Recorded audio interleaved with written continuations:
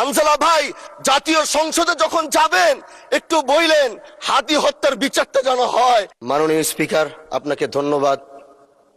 আজ জাতীয় সংসদে আপনি আমাকে কথা বলার সুযোগ করে দিয়েছেন। প্রথমে আমি আমার অঞ্চলের মাদারীপুর ১ শিবচরের প্রত্যেকটি মানুষকে আমি আন্তরিকভাবে স্মরণ করছি, যারা আমাকে এই জাতীয় সংসদে পাঠাবার জন্যে তারা সংগ্রাম করেছে, আন্দোলন করেছে, ইনসাফ প্রতিষ্ঠার সেই আওয়াজগুলোকে জাতির সামনে তুলে ধরে তারা আমাকে এই জাতীয় সংসদে পাঠিয়েছে। এই জন্য আমি তাদেরও কৃতজ্ঞতা জানাচ্ছি। আল্লাহ পাকের কাছে শুকরিয়া আদায় করছি। জীবনে অনেক জায়গায় কথা বলেছিলাম, কারণ আমরা যেখানে দাঁড়িয়েছি, বিশেষ করে আমি আবারও স্মরণ করতে চাই, বাংলাদেশ খেলাফত মজলিস থেকে আমরা ২ জন নির্বাচিত হয়েছি, তার মধ্যে আমি একজন। এজন্য এই দলের প্রতিষ্ঠাতা শাইখুল হাদিস আল্লামা আজিজুল হক রহমতুল্লাহ আলাইকে আমি এই জাতীয় সংসদ থেকে স্মরণ করছি, এবং এই দলের যিনি এখন বর্তমানে প্রধান, আমাদের দলীয় প্রধান আল্লামা মামুনুল হক দামাত বারাকাতুহুমকে কৃতজ্ঞতা জানাচ্ছি। তিনি আমার উপর আস্থা এবং ভরসা রেখে আমাকে নমিনেশন দিয়েছিলেন।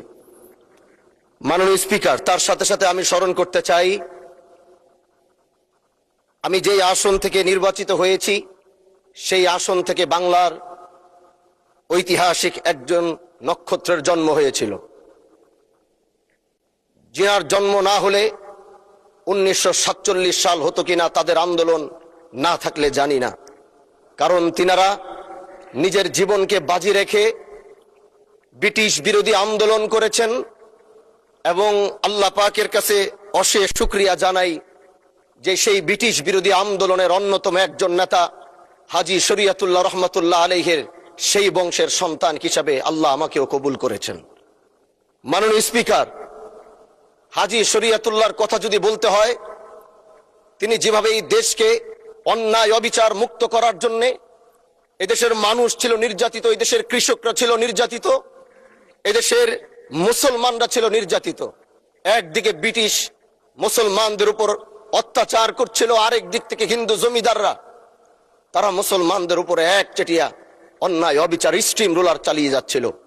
তখনই এই বাংলার বুকে হাজী শরীয়তুল্লাহর আগমন হয় এবং তিনি ইনসাফ প্রতিষ্ঠার যে সংগ্রাম শুরু করেছিলেন, সেই সংগ্রামের মধ্য দিয়ে আসে 1947 সাল, এবং সেই 1947 সাল পাওয়ার কারণেই আমরা 1971 সাল পেয়েছি। হাজী শরীয়তুল্লাহরা যদি 1947 না এনে দিত, তাহলে আমরা 1971 সাল পেতাম না। মাননীয় স্পিকার, আজ দাঁড়িয়েছি শুধু শিবচরের কথা বলার জন্য নয়, আমরা একটি বিশাল কমিউনিটি থেকে বিলং করি। আমরা দেশ ও জাতির কণ্ঠ হয়ে কথা বলার জন্য জাতীয় সংসদে এসে দাঁড়িয়েছি। আমাদের সংসদ ওই পাশে যারা রয়েছেন তারা শুধু মনে করেন যে আমরা শুধু তাদের বিরোধিতার জন্য দাঁড়িয়েছি। বিরোধী দল মানে শুধু বিরোধিতা করা নয়, সরকারি দল যদি ভালো কাজ করবে, বিরোধী দলের মঞ্চে দাঁড়িয়েও তাদের প্রশংসা করতে আমরা বিন্দু পরিমাণ দ্বিধা করব না। এবং আমরা সরকারি দলের যারা রয়েছেন তাদেরকে ধন্যবাদ জানাবো, কারণ আজ আপনি যেখানে বসেছেন আপনার মাথার উপরে লা ইলাহা ইল্লাল্লাহু মুহাম্মাদুর রাসূলুল্লাহ, অবশ্যই এটা তাদের অবদান, এটা অস্বীকার করার কোনো সুযোগ নাই। আপনার মাথার উপরে যদি আবার তাকাই, তাহলে দেখি ওখানে লেখা বিসমিল্লাহির রহমানির রহিম। এই লেখা দেখলে আমাদের ভালো লাগে, এগুলো আমরা ফেরত পেয়েছি। সরকারি দলের প্রশংসা যদি করতে হয় তাহলে আমরা এইভাবে করব। যখন তাদের প্রশংসা করা দরকার আমরা দাঁড়িয়ে প্রশংসা করব, যদি তাদের কোনো ভুল দিকে সেটা দাঁড়িয়েও এই বেঞ্চের থেকে আমরা তাদের প্রতিবাদ করব। এটাই আমাদের কাজ। মাননীয় প্রধান, আজ দাঁড়িয়েছি, হয়তো আমার কথা অনেক লম্বা, আমি জানি না আপনি আমাকে সময় দিবেন কিনা, কিন্তু আমি বলতে চাই মাননীয় স্পিকার, আমরা যেই জায়গা থেকে দাঁড়িয়েছি, বাংলার 30 থেকে 40 লক্ষ উলামায়ে কেরাম আমাদের দিকে তাকিয়ে রয়েছে, কারণ তাদের কণ্ঠ, তাদের সে আওয়াজগুলো আমরা যেন জাতীয় সংসদ থেকে দিতে পারি। তার মধ্যে অন্যতম একটি হলো মা কানা মুহাম্মাদুন আবা আহাদিম মির রিজালিকুম ওয়ালাকির রাসূলুল্লাহি ওয়া খাতামান নাবিয়্যিন ওয়া কানা আল্লাহু বিকুল্লি শাইইন আলিমা। আপনি জানেন, নবীর পরে আল্লাহ নবী হচ্ছে আমার ইমানের অংশ, আমার ইমানের পার্ট। তিনাকে ভালোবাসা, তিনার উপর ইমান, এটা আমার ইমানের অংশ। তিনি আমার শেষ নবী, যেটা কোরআন ঘোষণা দিয়েছে। নবীও বলেছে আনা খাতামুন নাবিয়্যিন আলা নাবিয়্যা বাদি, আমি শেষ নবী, আমার পরে কোনো নবী আসবে না। কিন্তু মাননীয় স্পিকার, দুঃখের সাথে বলতে হয়, বাংলাদেশের এরকম একটি পার্ট রয়েছে, যেই পার্টের এক অংশ মানুষ তারা নবীকে অস্বীকার করে, তারা মুসলমান দাবি করে। এবং এই বিষয়ে অনেকের ধারণা আছে, তারা জানে এই আন্দোলন করতে গিয়ে অনেক মুসলমানকে রাস্তায় শহীদ হতে হয়েছে, আন্দোলন করতে হয়েছে। স্বাধীনতার পর থেকে আজও সে আন্দোলন চলছে, কিন্তু আজও পর্যন্ত সেটা পাইনি। আমি মাননীয় প্রধানমন্ত্রীকে বলবো, আপনি বাংলাদেশে একটি ইতিহাস রচনা করে যাবেন। আপনার মাধ্যমে যদি এটা স্বীকৃতি পায়, যারা নবীকে অস্বীকার করে তারা কোনোদিন মুসলমান থাকতে পারে না, এটা আইনের মাধ্যমে, এটা বাংলাদেশের পার্লামেন্ট থেকে ঘোষণা হবে, সেটা আমরা চাই। মাননীয় স্পিকার, আরেকটি কথা, আপনি জানেন আমরা আমাদের নবীকে সবচেয়ে বেশি ভালোবাসি, যিনি আখিরি নবী, যাকে বলা হয়েছে ওয়ামা আরসালনাকা ইল্লা রাহমাতাল লিল আলামিন। আমরা বারবার দেখছি কিছুদিন পর পর কারা যেন কিভাবে এসে আল্লাহ নবীর শানে কটূক্তি করে, নবীকে নিয়ে অশ্লীল ভাষায় গালিগালাজ করে, নবীর শানে কটূক্তি করে। এই আন্দোলন, এই সংগ্রাম করতে গিয়ে আপনিও মাননীয় স্পিকার দেখেছেন, রাস্তাঘাটে আন্দোলন করতে গিয়ে কত মানুষ মৃত্যুবরণ করেছে। যদি একবার বাংলাদেশের আইনে, কারণ মুসলমান যদি আমাদের বাংলাদেশের পার্সেন্টেজ অনুযায়ী আমাদের অবশ্যই মুসলমানদের সংখ্যা এই দেশে অনেক বেশি। আমরা তো অন্য কিছু চাচ্ছি না। এই দেশের মানুষ নামাজ না পড়লেও যদি কেউ নবীকে কটূক্তি করে, তার কলিজা ছিঁড়ে যায়, সে রাজপথে নেমে যায়।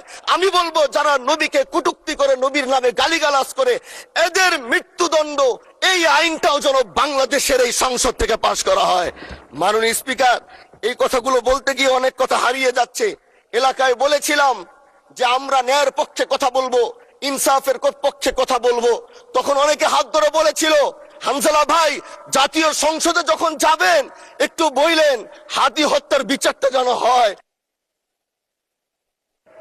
জি, 2 মিনিট বাড়ানো হলো, আরো বলেন। আজকে যে সন্তানটা ন্যায়ের পক্ষে কথা বলেছিল, ইনসাফের আওয়াজ দিয়েছিল, আমাদের মতোই যুবক, মাননীয় স্পিকার, তিনি এই যে স্বপ্ন বুনেছিল এক সুন্দর বাংলাদেশ করবার, রাস্তার ভিতরে সেই স্বপ্ন থামিয়ে দেওয়া হয়েছে। এই বিচার যদি না হয়, তাহলে আমাদের মতো আন্দোলনের নিরাপত্তাও রাস্তায় কেউ দিতে পারবে না, মাননীয় স্পিকার। এজন্য আপনার মাধ্যমে আমি বলতে চাই, হাদি হত্যার বিচার যেন সুনিশ্চিত করা হয় মাননীয় স্বরাষ্ট্রমন্ত্রীর মাধ্যমে। মাননীয় স্পিকার, আর একটি কথা, আমি আর বেশি লম্বা দীর্ঘ আলোচনা করব না। আমার এলাকায় মাদক নিয়ে বড় মুশকিলে আছি, প্রশাসনের সেই সহযোগিতা আমি পাচ্ছি না। একদিক থেকে আমি নিজে মাদক বিরোধী সংগ্রামে নিজে রাস্তায় নেমে মাদকের বিরুদ্ধে আমি নিজে অভিযান চালিয়েছি। এবার তাদেরকে একদিক থেকে ধরে যখন প্রশাসনের কাছে ইয়াবা সহ গাঁজা সহ দেওয়া হয়, তখন তারা একদিক থেকে আসে, কোর্টে চালান করে দেয়। একদিক থেকে গোটা দেশ বলছে এই দেশ মাদক মুক্ত করতে হবে, আরেক দিক থেকে যখন তাদেরকে আমরা কোর্টে চালান করছি, 3 দিন থেকে 4 দিনের মাথায় জামিন নিয়ে এলাকায় এসে আবার মাদক ব্যবসা করছে।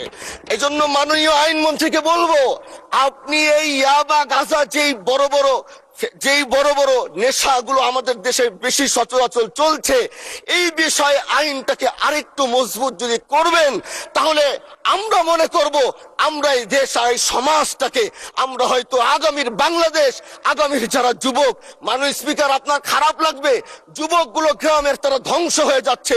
আমাদের চোখের সামনে যখন একজন যুবক ধ্বংস হয়ে যায়, এটা অন্যরা মেনে নিতে পারলেও আমাদের পক্ষে মানা বড় কষ্ট হয়ে যায়। আমরা দেশটাকে বাঁচাতে চাই। আমরা আগামীতে ওরকম কিছু যুবক তৈরি করতে চাই, যারা নেশা ধরবে না, তারা পড়াশোনা করবে, তারা দেশের জন্য ফিকির করবে। মাননীয় স্পিকার, আমি সত্যের পক্ষে থাকবো, আমি অন্যায়ের বিরুদ্ধে সোচ্চার থাকবো, আমি গণমানুষের কণ্ঠ হয়ে করব। আমি এমন। ধন্যবাদ মাননীয় সদস্য, অসংখ্য ধন্যবাদ।